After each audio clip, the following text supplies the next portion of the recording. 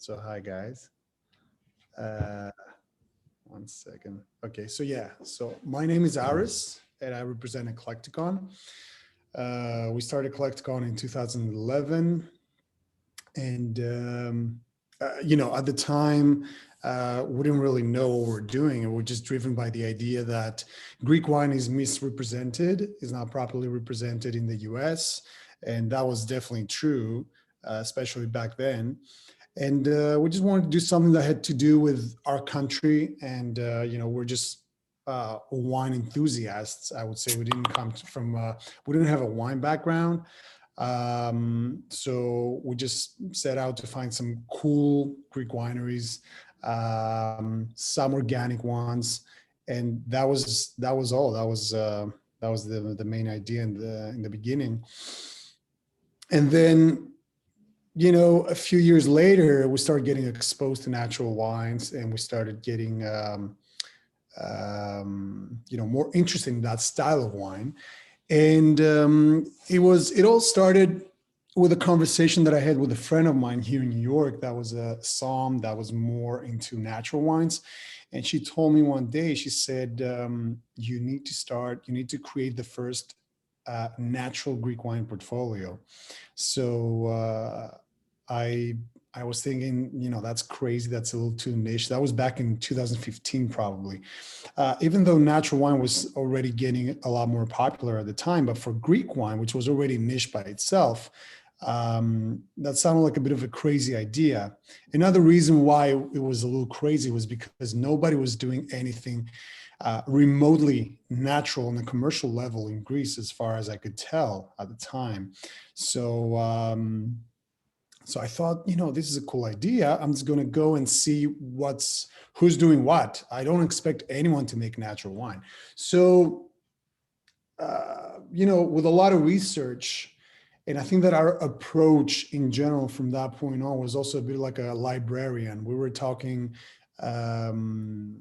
we're just trying to identify certain varieties and grape varieties that were indigenous, and they were very promising, very distinctive. And then we would, do research to see who's working with this variety and doing something interesting. Maybe an organic grower that's also vinifying. So that was our approach.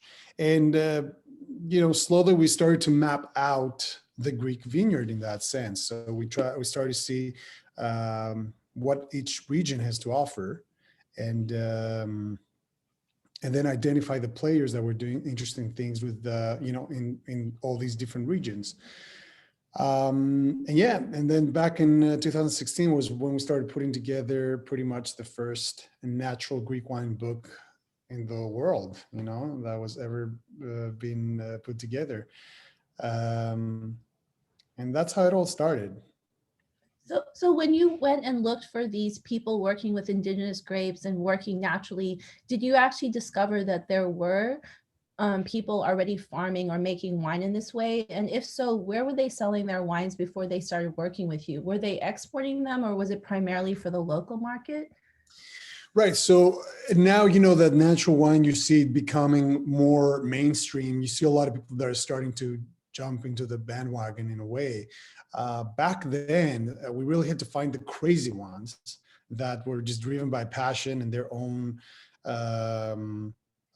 just their own passion.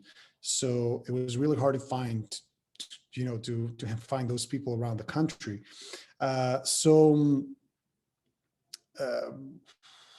Some of them, especially the fact that we're talking about people that were, they were doing this for a living. So they had to be able to sell those wines in small, local, a lot of times rural towns that were not really sophisticated. So they had to make certain choices based on that, based on the viability of their business. So I'll give you an example. Kondozisis is one of the wineries that we work with, and it was one of the first wineries that went out, and it was part of the portfolio, and it's definitely part of the core portfolio of Eklektikon. So Kondozisis is in a small rural town in the center of the country on the slopes of the main mountain range of Greece, which is called Pindos. The specific mountains they're located by is called Agrafo, which means uncharted. So those mountains are super rugged, and until recently, during the Ottoman Empire, Ottoman occupation, for example, those mountains were uncharted, and then they were never occupied because the Ottomans, they didn't think it was worth just going there and getting exposed to the harsh conditions of those mountains. So these are really rural areas that the market, the customers are not sophisticated at all. So Kondosis is one of the first wineries that was certified organic. So that by itself is pretty crazy. And I think they were being mocked for the fact that they were certified organic. People didn't understand this. Say, oh, organic, what is that? What kind of gimmick is that? So commercially, the wines that they were making, you can say they were borderline natural, but they were making certain choices like adding some sulfides, filtering, because they were trying to make the wines a little cleaner for the local market, more aligned with the taste that was dominant in the market. But when we met with them and we're talking with Andreas, which is like a crazy scientist, he loves to experiment. So he had been doing for many years experimental micro vinifications and just playing around with 0.0 vinifications and tasting the limits of the indigenous to the region varieties. So I remember I was saying, yes, this is it. This is what you need to do, because the market that we represent in the US, that's what they're all about: authenticity from a remote place, and especially from a region that is off the beaten path. So everybody was starting to get to know Greece through Santorini, maybe to a lesser extent through Nausa and Xinomavro. So Santorini and the Assyrtiko grape, of course, and maybe a little bit of Moschofilero and Agorgitiko from the Peloponnese. But another thing that was driving our efforts was to also show Greece in its entirety, and how much diversity, how much range there is. Even though Greece is a small country in the southern part of Europe, we're talking about the longest recorded or continuous winemaking history in the world. So, there's a lot to explore there, a lot of historical traditions like Retsina, a lot of indigenous varieties, one of the largest numbers in the world. I think recordedly there's more than 300 varieties, and there's probably a lot more that is always coming up to the surface. And then, the topographic diversity is insane. You have a country that has thousands of islands, more than 6,000 islands, and 80% of the country is mountainous. Most of the islands are just mountains that emerge out of the water. So you have a very fascinating terroir and a lot of different, microclimates.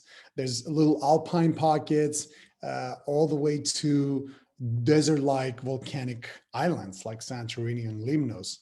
So there's so much to explore, and we were just really fascinated by the fact that none of that is known to the market. There's so many off the beaten path regions that are so interesting that people don't know anything about. So that was, in a nutshell, that was our experience and our interest in Greek wine and our approach.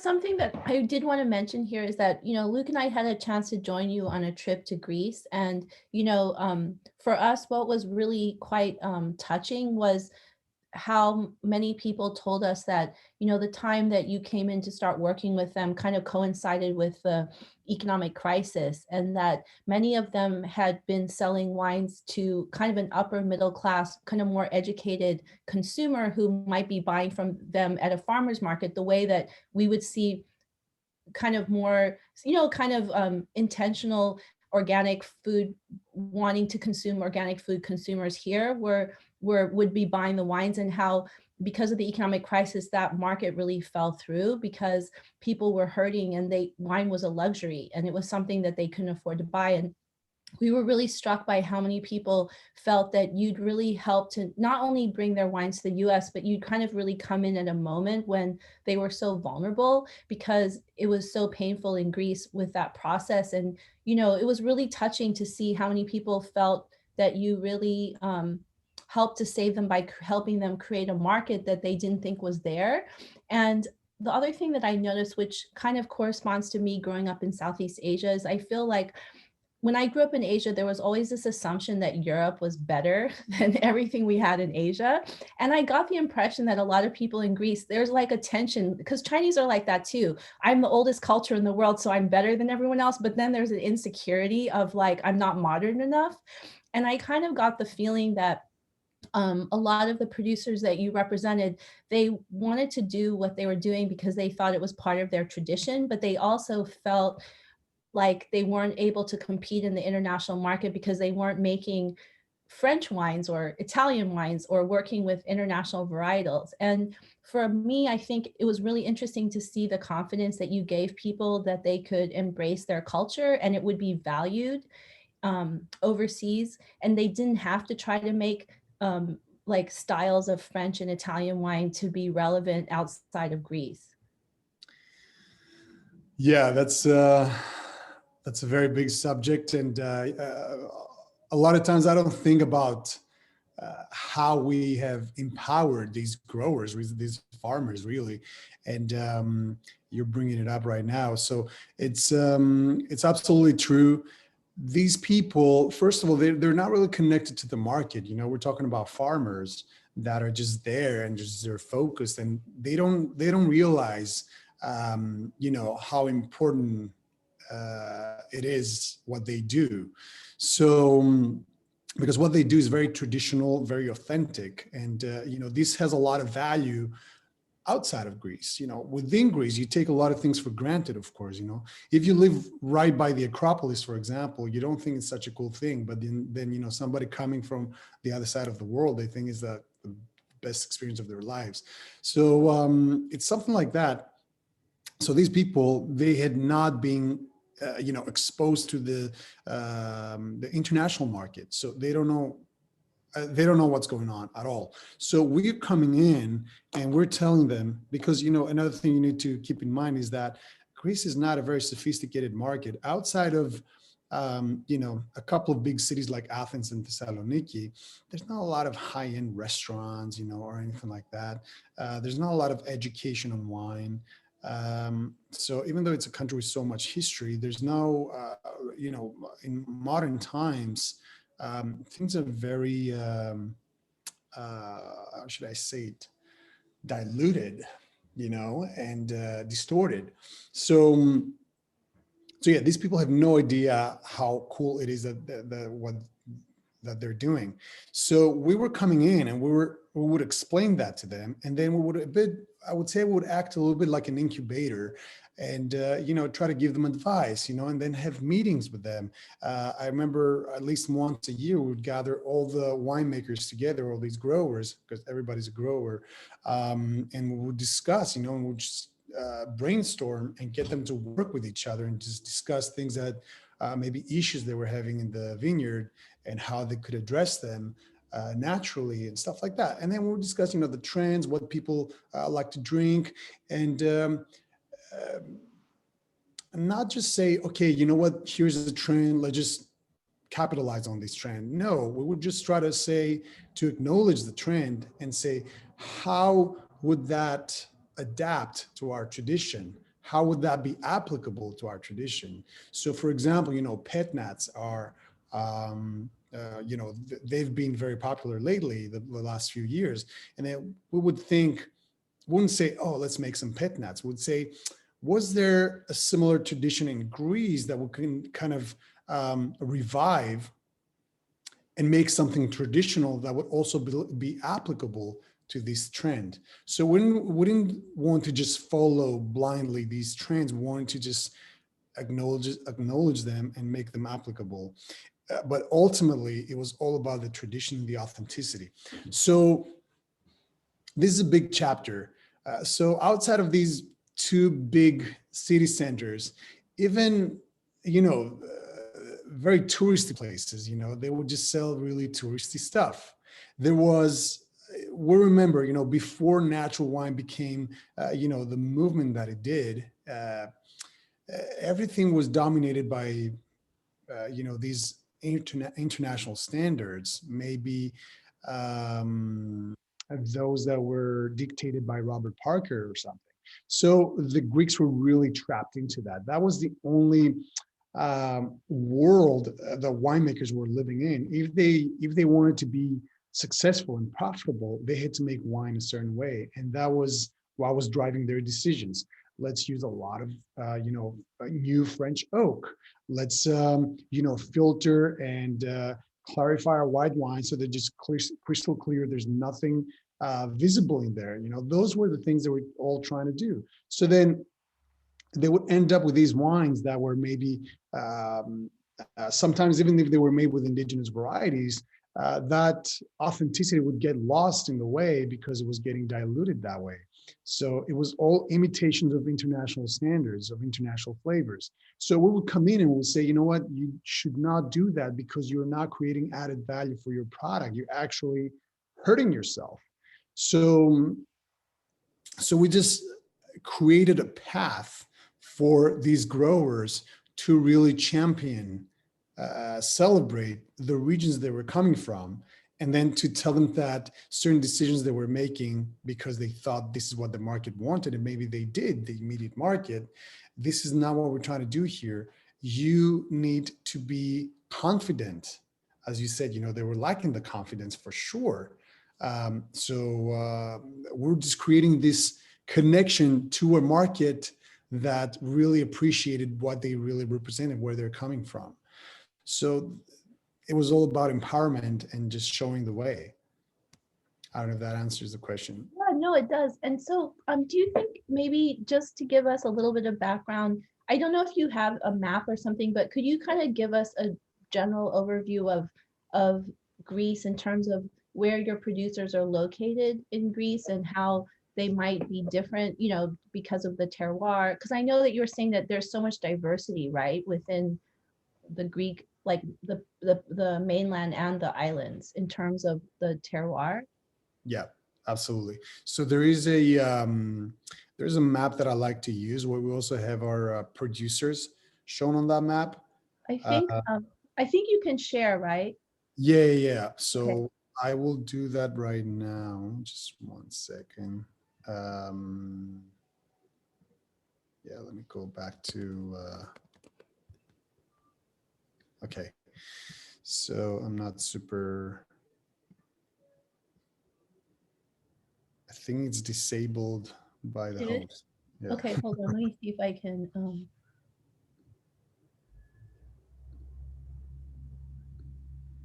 Okay. Stable? Okay. Got it. So here it is. So now you should be able to see to see that map, right? Mhm. So here's a topographic map of Greece, and you can kind of see how many islands are scattered around in the Aegean Sea, and a few here in the Ionian side on the left.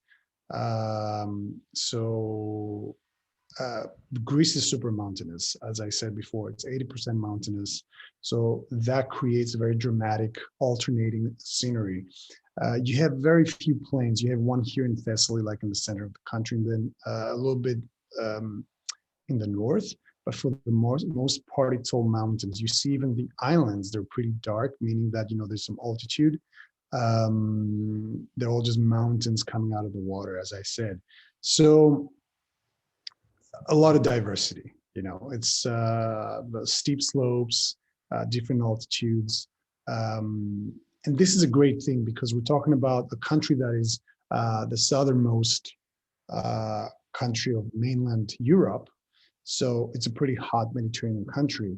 And then 90% of the times, the vineyards are either, they have that heat mitigated by either the sea breeze or the mountain breeze, or a lot of times both. There are very few exceptions where this is not happening. So there's very good chances that you're either very close to the coast or you are right next to a mountain or in the slopes of a mountain. So pretty cool thing. And then the fact that viticulture exists in this country for thousands of years means that, there was enough time for indigenous varieties to be harbored and developed, in certain pockets of terroir that were very distinctive and then be isolated. So one example, I don't know if you can see my cursor when I'm moving it, can you? Yes. Okay, cool. So this is the island of Limnos right here, where you can see Goralis is one of the winemakers that we work with. And that's another winery we need to focus on. So everybody knew Santorini, which is down here, as the volcanic island of Greece. But, Greece also has other volcanic islands too. There's the island of Milos, the island of Limnos, the island of Nisyros, which is right over here. So Limnos is a crazy volcanic island, and I need to try and show you some other pictures pretty soon there as well. So, Limnos, it has some crazy volcanic formations. It looks like the moon,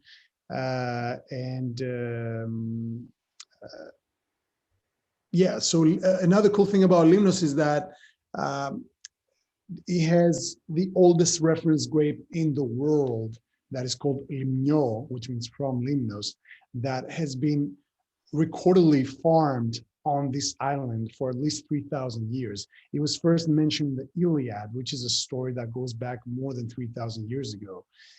And it was mentioned by Homer, because Limnos is right across from Troy. So the Athenians, when they were attacking Troy, that was their point of attack. So they were just getting drunk on Limno wine, and then they would go and attack. So the mythological and the historical references are also fascinating. And they are accurate. We know, this grape, for example, has been adapting to this crazy volcanic island for thousands of years. So when you're drinking that, you can just imagine that this is what ancient Greeks were drinking. It was the same grape. And you can also taste that perfect adaptation to this volcanic island, and you can really taste that. So that is one example. Kondozisis you see right here. So if we compare Goralis to Kondozisis, which is here, Kondozisis is a very alpine terroir. So you go from wines that are, that have iron and iodine, and they're really dry, and I would say a little funky in a volcanic way. You go here where the wines are more aromatic and a little more elegant. They have that alpine expression to them. So you have extremes and everything in between. Georgas here in Athens, he's in the historical center of Retsina. So they've always been making Retsinas from the Savatiano variety, which is the most planted grape of Greece. Then you go down to Crete, where you have the first European soil where wine was being made. A lot of indigenous Cretan varieties that are exclusive to the island of Crete.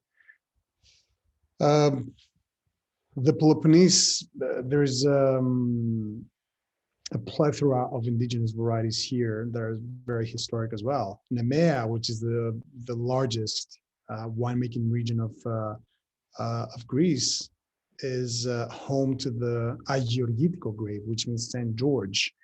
And there's another historical reference here. The Agiorgitiko variety is probably the same as the one that made the Phliasian wine that was known in the historical times, because in Nemea, we used to have the Nemean Games every 4 years, which were like the Olympic Games. So all of Greece would just flock to Nemea, and that's all they were drinking. They were drinking Phliasian wine. And that's probably what protected this variety and made it possible for it to exist today. So I don't know what else to say. You have the Aegean Island, which is completely different to the Ionian Island, which is on the west side of Greece, right across from Italy. So the Ionian side, and in general, the side that is west of the Pindus Range, which is right here, the main mountain range that runs through the country. So the west side of that is lush and green and more humid. And then everything on the east side, for the most part, and that definitely applies to the Aegean Islands, is more dry and arid and rugged. And it's a completely different situation. So there's a lot of diversity. Aris, you had mentioned earlier, referenced the more the influence of the French viticulture and the international varieties like Cabernet and Chardonnay and these French varieties, that influence on Greece. Maybe not in super detail, but we saw it when we were there. And then in contrast to that, can you speak to maybe a few producers and some traditions that are, still being applied or revived, specific producers that are engaging in these traditions, and kind of their impact on some of your other producers, or some kind of mentorship that's going on between producers? Yeah, absolutely. So you're right. There was a lot of at some point, that probably was after phylloxera, there were a lot of French varieties that were planted in Greece, and they still exist. There's a good amount of those. So there was a lot of Merlot, Cabernet, and you see some anomalies like varieties that are indigenous to much more northern European climates that are being planted, that were planted in really hot and dry places like Crete. So there's a lot of Syrah in Crete, for example, or Cabernet. And Crete is a very, it's all the way in the south. So it's a very hot place. So, they're forced to, of course, water those vineyards so that they can survive, because they're just outside of their natural habitat completely. So yeah, Greece, we need to look at the history. So Greece was under Ottoman occupation for about 4 centuries, since 1453, when Constantinople, that was later renamed Istanbul, fell to the Ottomans. And then it was liberated in 1830. The revolution started in 1821. And during the 19th century, Greece went through 3 bankruptcies. So there was a lot of poverty, and they were just trying to get on their feet. So quality winemaking was definitely not something that was a focus at the time. And then phylloxera hit Greece a little later than the rest of Europe. And my understanding is that a lot of French varieties were planted in Greece at the time, because the French had already been through that.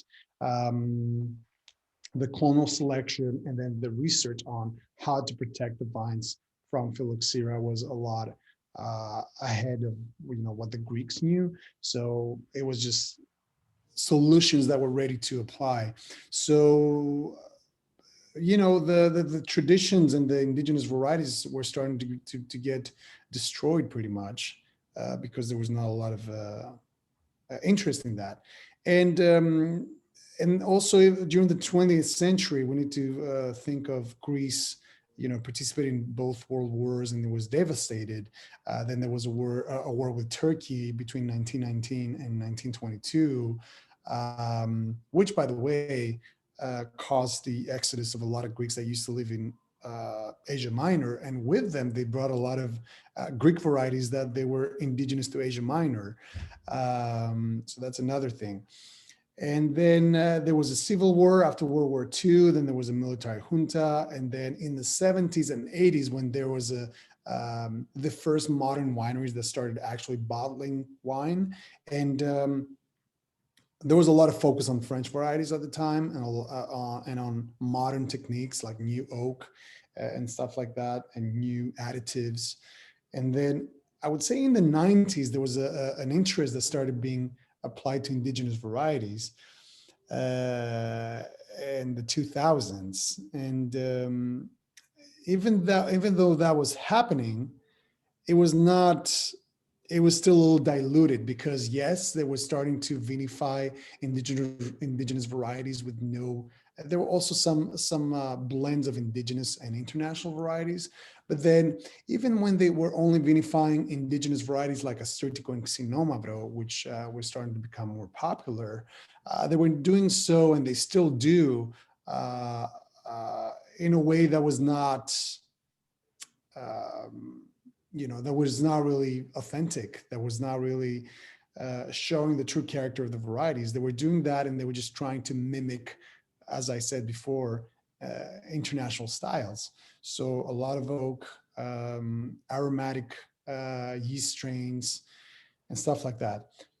So there were a few crazy ones that were just going against the stream, that they said, you know what, I just want to do this because I love the place where I come from. I love the tradition of my family. So I actually want to preserve that. So one example is Georgas in Athens. He was, the fact that he was outside of Athens and he could sell to a more sophisticated market meant that he could find a few other customers or consumers that would be interested in something more niche, something more traditional, something a little different. So he was able to get away with doing, wild fermentations and skin contact 00 retinas. There were people in Athens that would be interested in tasting something like that. There were other examples. I would probably talk about Chalkia in Nemea. So Nemea is definitely not a sophisticated market. And Anna Chalkia, she's a female organic grower.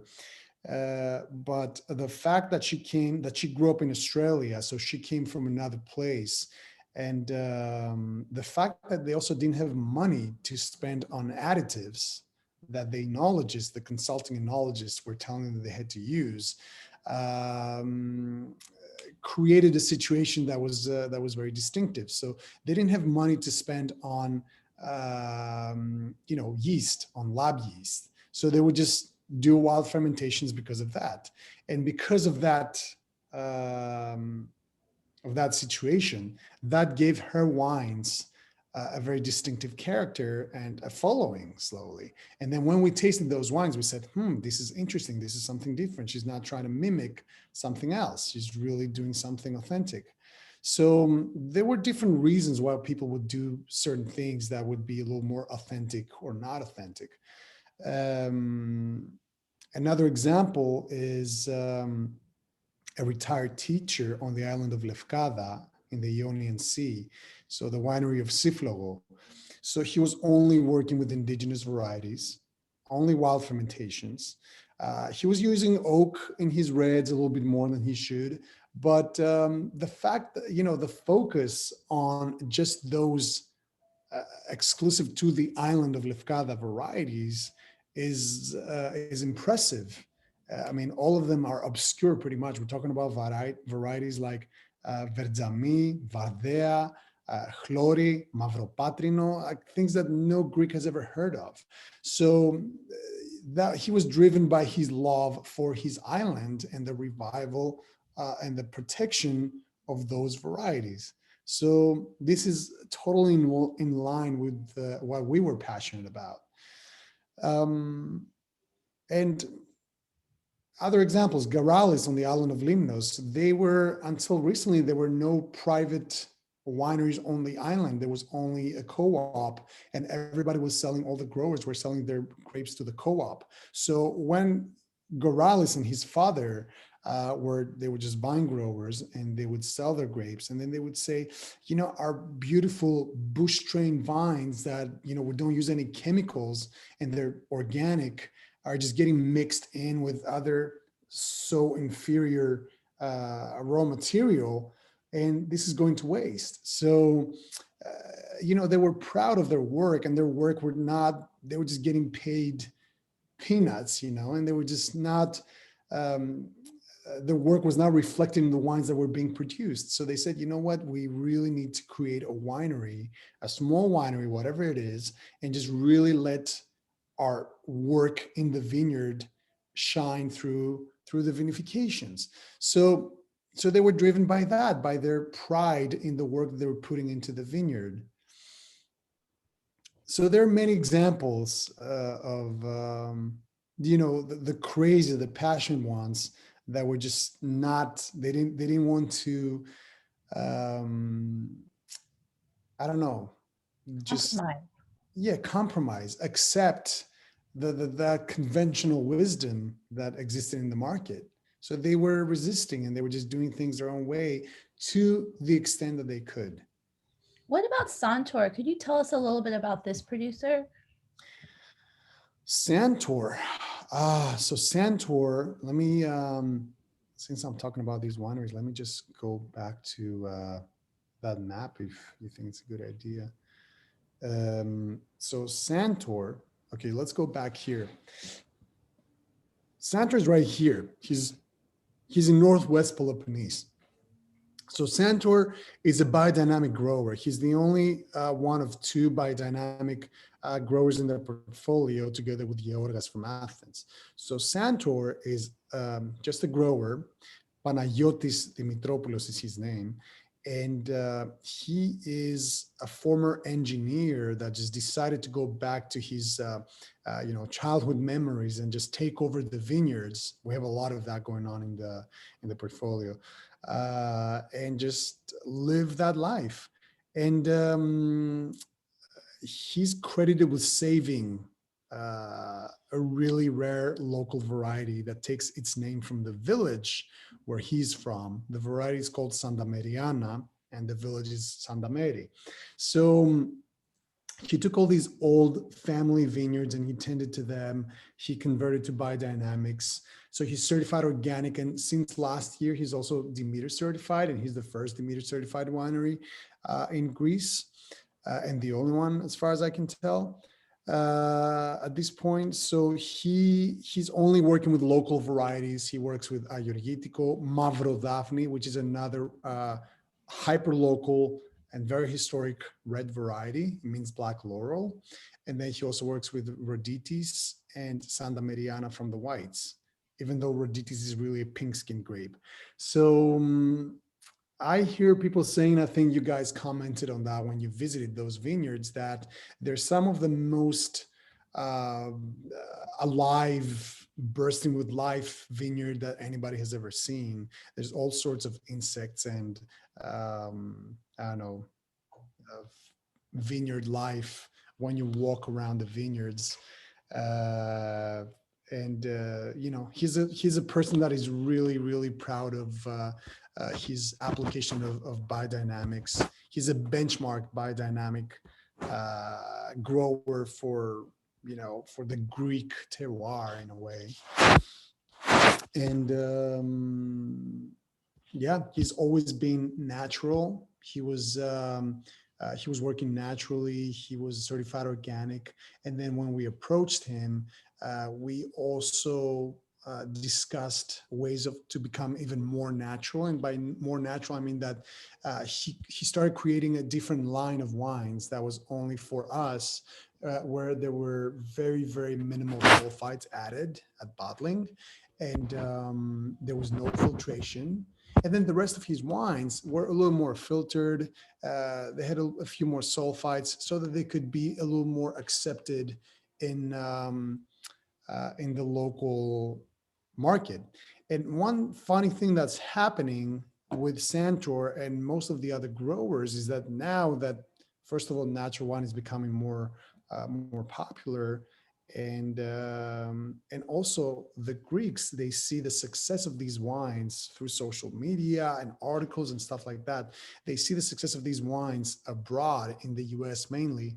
They're starting to show interest, and they say, hey, what are these wines? Want to try them.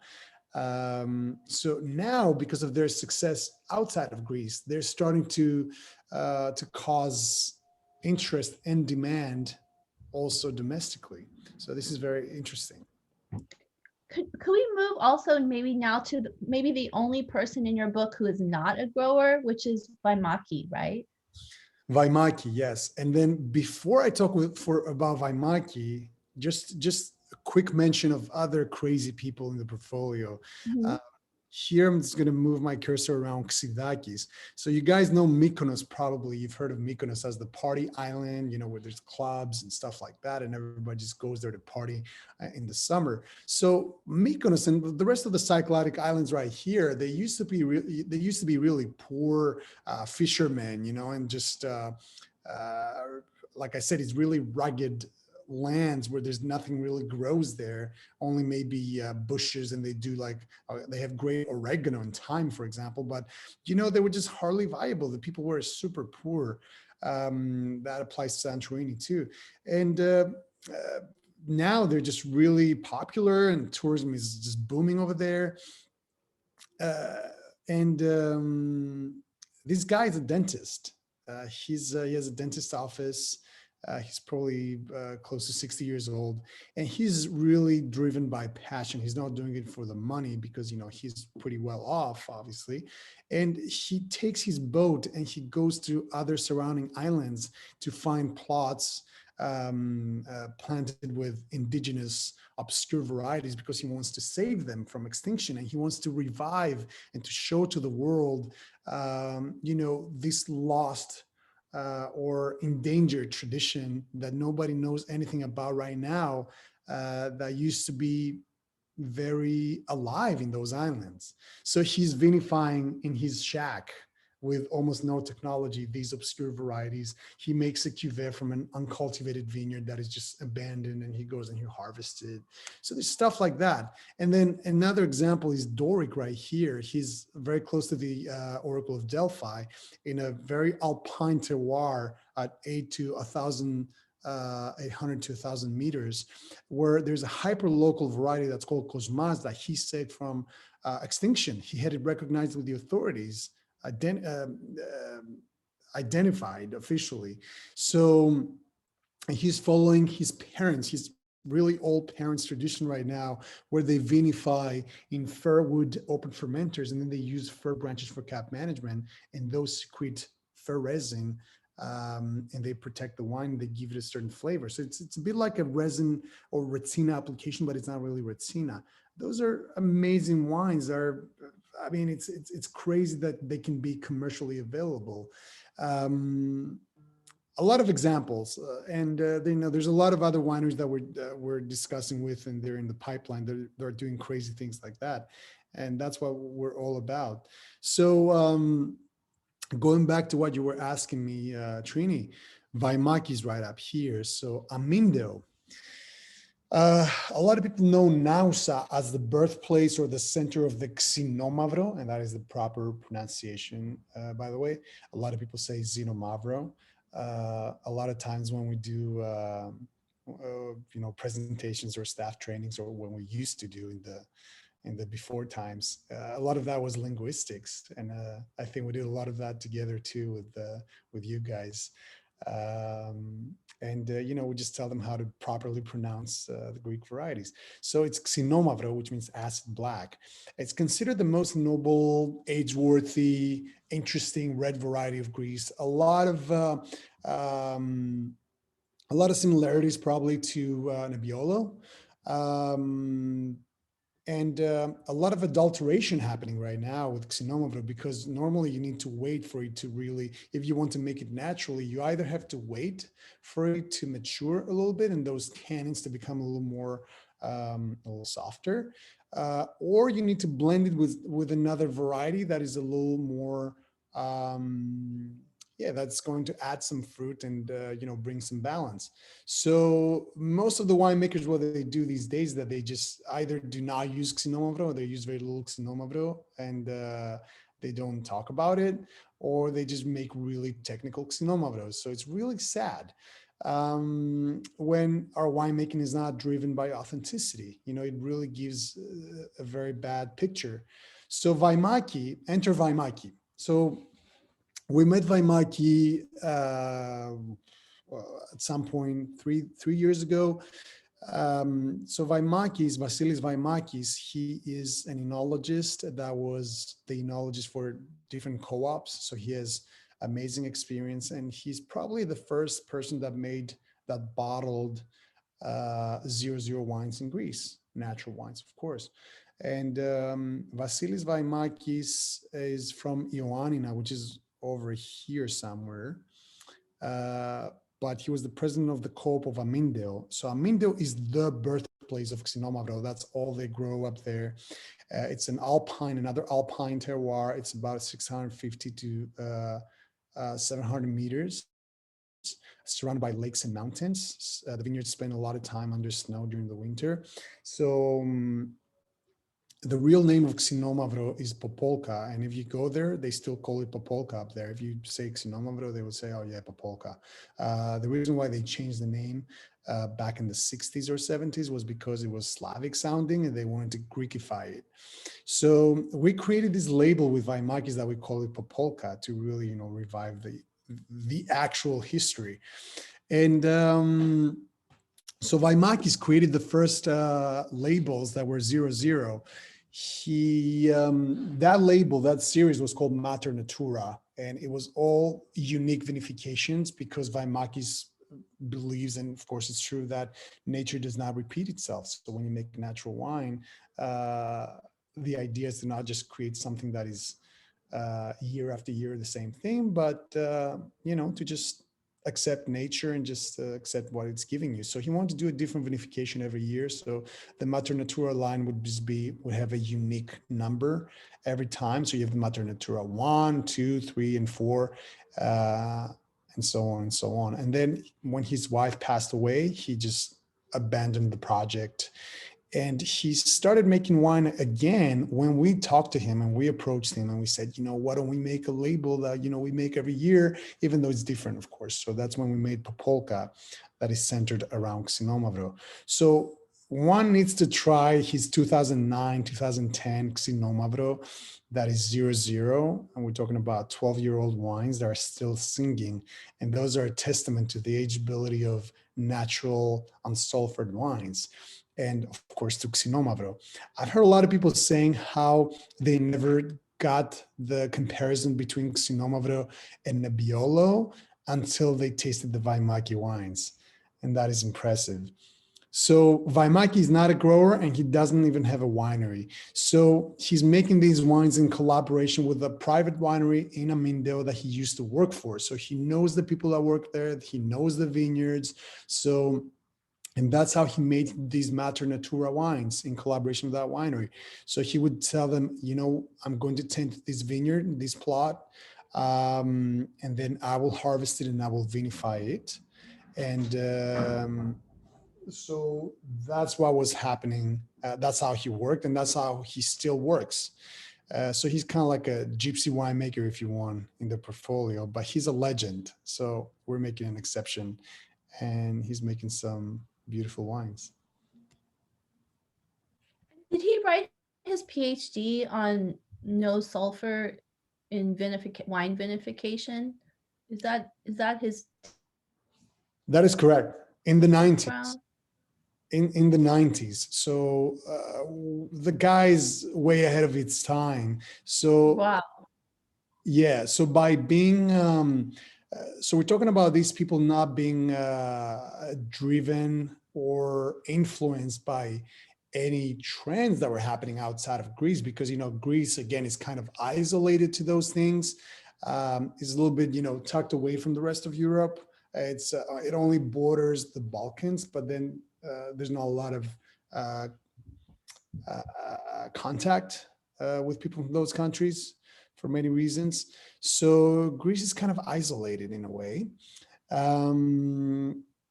And yes, so Vasilis, after working for these co-ops where he was making really technical wines, he came to the realization, or he wondered, he said, why do we add all this crap to wine?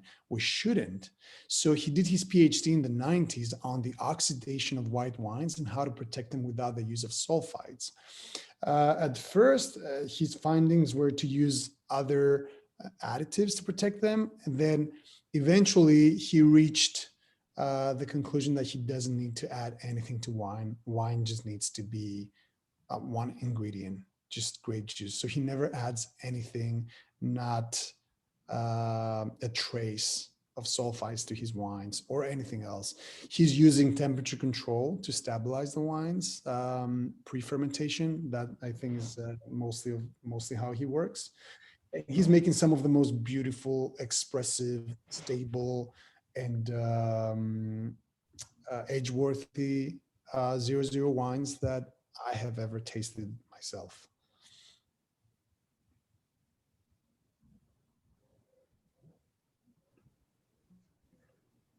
Trini, I think your screen is frozen.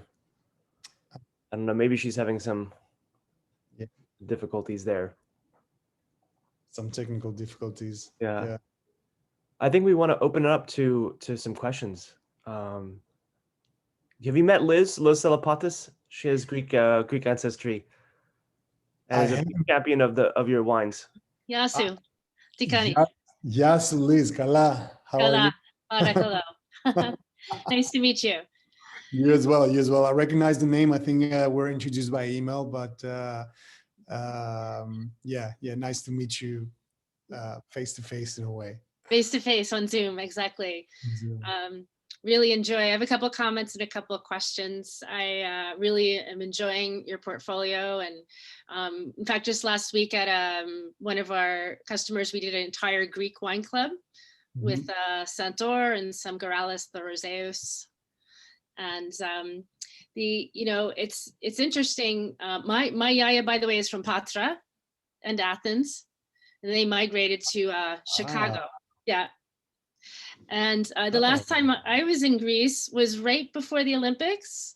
I was in Athens, and we went to visit Hatzidaki, and then Vasilios Kanakopoulos at Mercury. Spent some time with George Skoras, and what the wines that we're seeing now, like I have a lot of pride in my career in wine with Greek wines, and so it's really a wonderful journey to work entirely with natural wines in your book. And for example, I want to touch on Trini's the topic she brought up about the international varieties. So Kontonzizis, you have Drop by Drop and Clear Skies. And I read that he planted the Chardonnay back in '83. Is that right? Did he plant those? So yeah.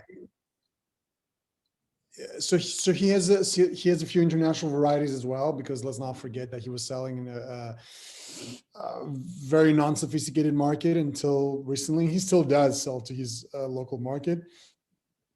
Excuse me. So he is he's replanting those vineyards with indigenous varieties for the most part, but he's keeping some of those international varieties because, for example, as I was saying earlier, Xinomavro is not easy to to release early enough. So he's making this blend where he adds Merlot. It's a 50-50 between Xinomavro and Merlot. And that is his way of releasing a more affordable, younger Xinomavro to the market without it being too harsh and, tannic. I got it. Interested.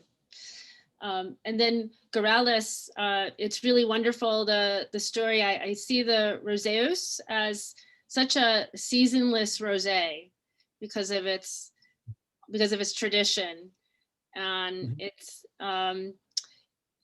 really fascinating too. I wonder if you can speak a little more about Retsina, because their version seems to be a modern nod to Retsina, and then you have Yorgos, which is more traditional Retsina, and it's fun to introduce them to the market. I have one account that's a Greek shop, Shop Agora, and they love Yorgos. In fact, the buyer there, she has been to visit them. Yeah, I don't know. Have you met them? She's Greek too, I think, Roumeliotis or something, right? Yes, exactly. So I wonder if you can speak a little more about the Retsina and the different styles and how some styles are a little more modern, and how to explain them to the market. So Retsina, it depends which era we're referring to, because I think it went through a lot of transformations in a way. That's my understanding. So if you go all the way back to ancient times, it was the Greeks, they were looking for a way to prevent their wines from spoiling. So when they hit an amphora, they realized that, it was getting oxidized because of the exposure to oxygen. And then they were just looking for a really good way of insulating the wine inside the amphora. So they're looking for a really good glue to apply on the lid that was going on the amphora. So of course they were using whatever natural resources that were available around them. And then Athens especially, or Greece in general, there were a lot of pine trees. So pine resin is excellent glue. I don't know if you tried that. It's really sticky. I remember Yorgas, he would give me little jars with pine resin as samples to show to people what pine resin is like. And then if the resin would go into the threads, it would be impossible to open it again. It's such good glue. So they would just apply the pine resin to stick the lid to insulate the wine inside the amphora, basically. And then when the wine it would move and it would get in contact with the pine resin, it would also further stabilize the wine because pine resin has antiseptic properties. But at the same time, it would also give flavor to the wine. So after a while, after many centuries, when that practice was not really as much necessary anymore, the flavor style was what stuck around, and they kept making Retsina. So throughout the times, we're talking about different reasons and different applications of pine resin. And then more recently, in the 50s and 60s, we had a population boom in Athens, which was the historical center of Retsina. So unfortunately, Retsina was victimized because the winemaker, they found a way of creating bulk wine by using really low quality to quench the thirst of that population. So they would use really low quality white wine and mask it with a lot of resin to conceal the flaws. And then they would offer it to the people and they would say, oh, this is Retsina, and then even worse, when the tourists would come into Greece, they would be served Retsina without anybody explaining to them what they were serving them. So they didn't even know that it was Retsina, let alone bad Retsina. So they would drink that and like, oh, this is what Greek wine tastes like. So that would give a really bad rep to Greek wine abroad. And we use that as a phrase, as an expression in Greece even today. We say, oh, this leaves a lot of retsinia. And retsinia, which is from retina, means bad reputation. So, so yeah, retina was victimized. And then some people started making, so for the most part, retina until recent years was just really commercial, industrial, low quality wine that was really cheap, that all you could taste and smell was just that pine resin. There was nothing underneath. And then there were some wineries that started playing around making some more high-end Retsina, like Gaia, for example, with Ritinitis. And then Ritinitis Inos, which is translates as resinated wine, would be another category of Retsina that would be more wine than Retsina, with less resin, better quality base wine and stuff like that. So then natural Retsina is a different conversation, which is like more meta-modern, like next chapter in Greek wine in general. And then as far as I know, Yoros was the first one. He was the only, I would say he was the only crazy one that was making natural wines at some point in Greece, in the early 2000s. So he was the only one that was making natural Retsina. So there's no category, there was no such category.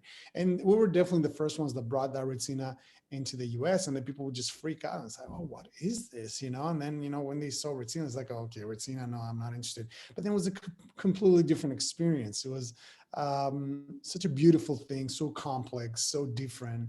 And now there's a few other Retsinas that are natural in the market, and they're skin contact with no sulfur. And I think there's a new category that has been created basically through that. So this is a uniquely Greek natural wine, and that is the beauty of of the category in Greece. You know, there's some things that are just uniquely Greek. They're not just natural wines. And so the Goralis form of Retsina doesn't use the Savatiano grape. He uses Muscat d'Alexandre. So Muscat of Alexandria is the only white grape on the island. So Retsina is being made all around Greece, and traditionally it's made with Savatiano, but Savatiano is not planted everywhere in Greece. So in other parts of Greece, so for example, in northern Greece, they use more Roditis or blends of Roditis and Savatiano to make their Retsina. So it depends. On the islands, they use other grapes sometimes. Depends on what they have. So Retsina can be made with any grape.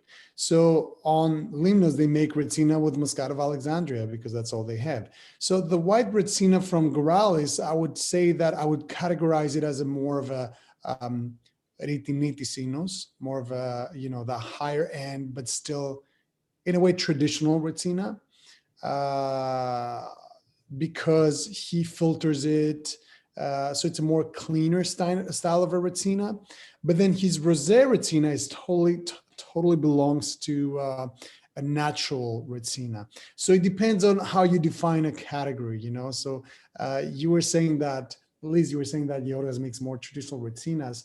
How do we define traditional Retsina? Because he's in the historical center of Retsina, he's using Savatiano, perhaps, but it's definitely also natural Retsina. So for me, traditional Retsina is more technical Retsina, more clean Retsina at the same time. That's what people are more used to. So the natural Retsina is something completely new. It's a totally new category that has just emerged.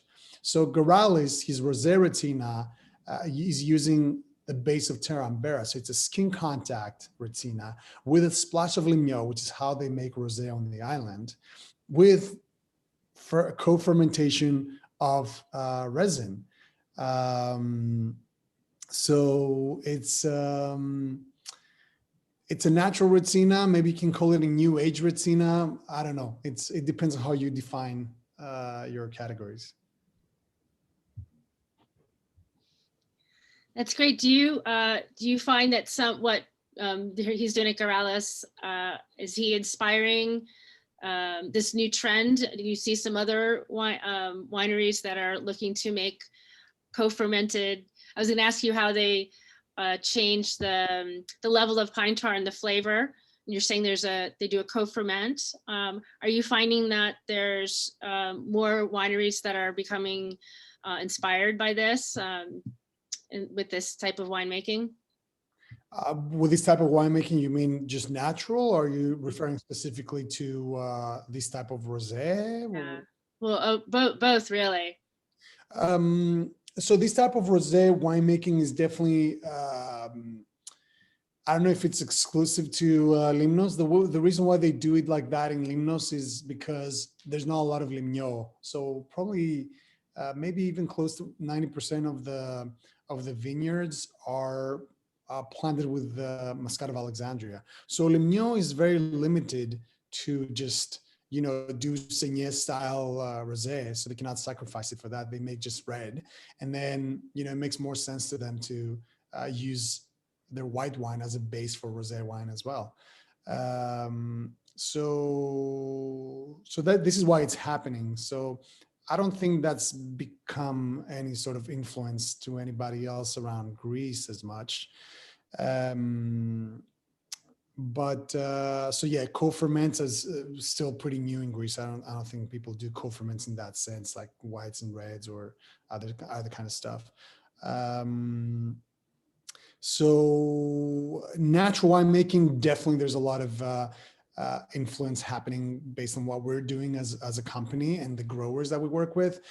Again, as I said, you know, people see, and that applies to winemakers, other winemakers in Greece, they see the success of these wines and the potential that they have, and they say, let's do a little bit of this as well. Now the question is, how honest are they with their approach? Are they just trying to do that just to be a little more relevant, and then they still make the bulk of their wine the old way, the more commercial industrial way, or are they just completely switching gears?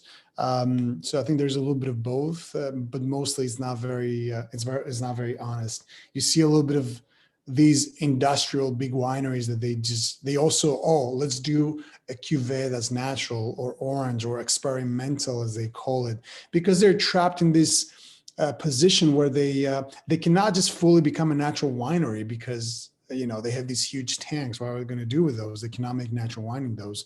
So and then if they say that, oh, we're making these natural wines now, so what does that mean to the rest of their wines? They're still going to be the bulk of the wines of their production. They're not natural. What are they? Unnatural. So they're just trapped in this thing that I don't know if there's a way out.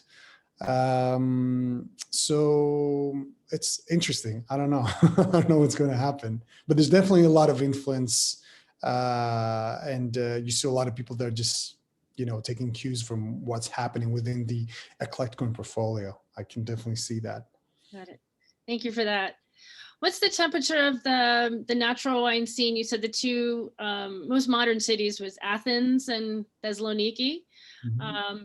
In terms of wine bars and the, our generation, the younger generation wanting to go to all natural wine bars like you see in Paris and in cities in the United States? It's still all this is still in its infancy. Until recently and before COVID, there were still not a lot of wine bars in Greece in general. You would go drink wine at more traditional, like bistro, like Greek bistros kind of styles of establishments, or restaurants. So wine bars, more wine-centric concepts are not as much in the culture of the Greeks. And that also shows in the type of Greek restaurants that you see around the country. There's not very good representation.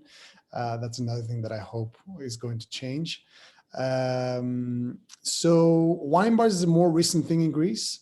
And wine bars with natural wines, I would say they almost do not exist. There's only in Athens right now, there's maybe 2 or 3 of those, and then maybe 1 in Thessaloniki. So there's not really a place that you can go and just be educated on natural wine and just have natural wines. You can hardly find that. Especially now with COVID, things are even harder, obviously.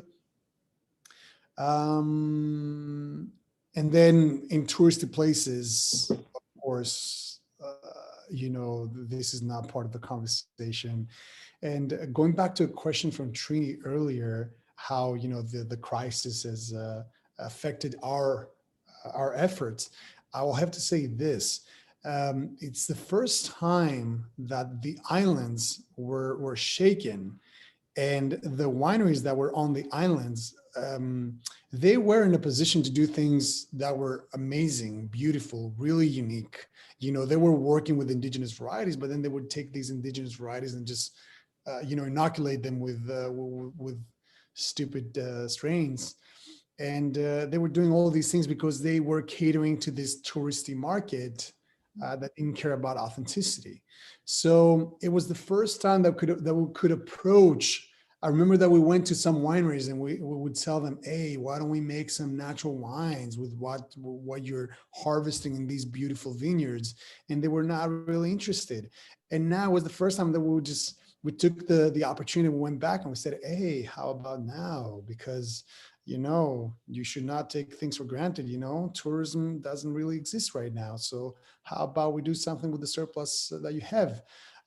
So now they were a lot more open. So that was the bright side of the COVID crisis that we're facing these days.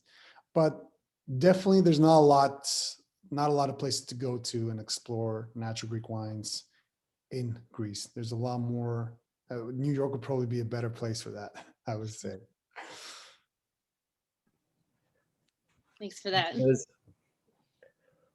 Well, thanks for touching too, Aris, on the COVID aspect of where things are right now.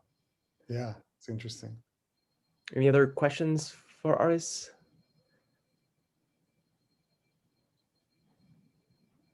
Anybody? Just hold on a second. Folks have their finger off the mute button.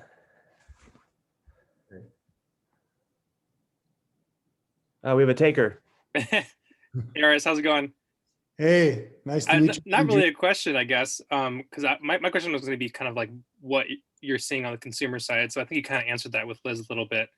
Mhm. But I don't know. Are people getting jealous that all these awesome Greek wines are coming more over to the U.S.? Like, do you see that improving more locally? I know there's not really a whole lot of places to find natural wine in Greece at the moment, but what are you seeing a little bit more on the consumer side, I suppose? Um, well, I think that the whatever natural wine is becoming available in Greece right now is in microdoses. So the wineries that at least we work with, they're not, or the consumers over in Greece, they're very limited. The ones that are interested in natural wine. So I don't think this is happening at this point. I think, as far as I know, in Italy is pretty similar. Jade, that's watching us, maybe can chime in. I think that most of the natural wine that is being produced in Italy is just being exported because the domestic market doesn't really care so much for it. So I think this is what's happening right now. We're still there.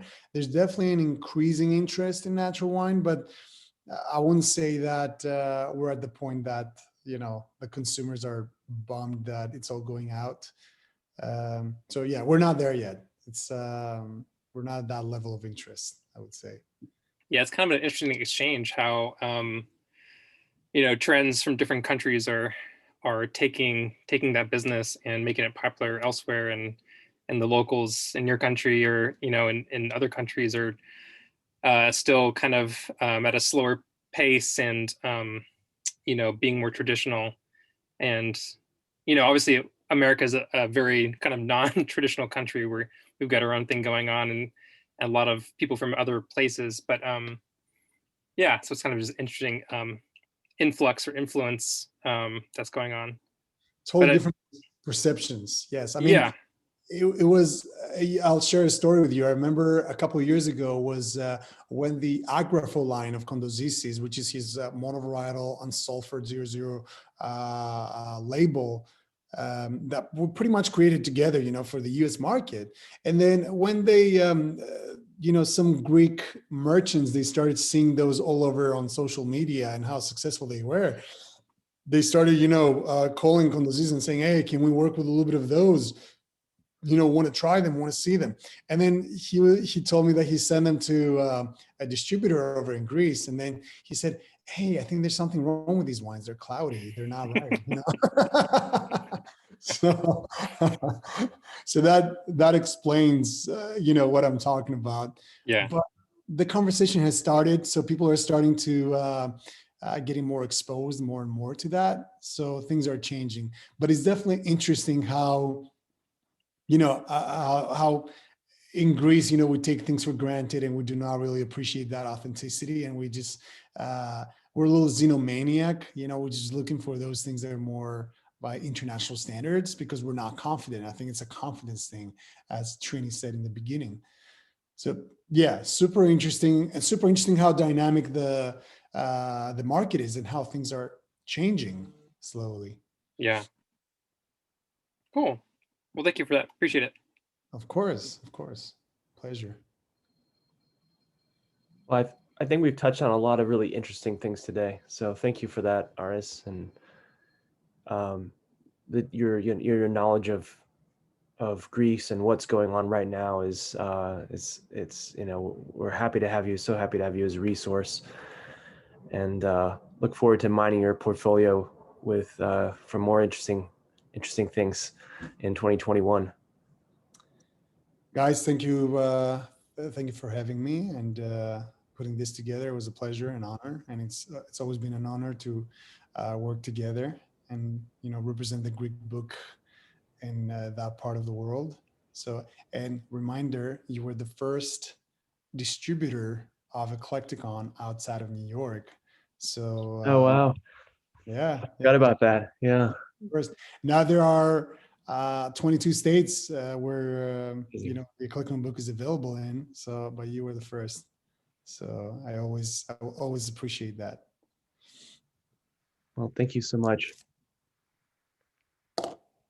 Well, Thank you guys. I hope you have a great rest of the week, and we can always, folks have more questions, we can always, connect with you by email or another Zoom call. Absolutely, anytime. Thank you. Thanks, Aris. Bye. Thanks Nice to again. meet you. Bye, everyone. Nice to meet Ciao. you. Thanks.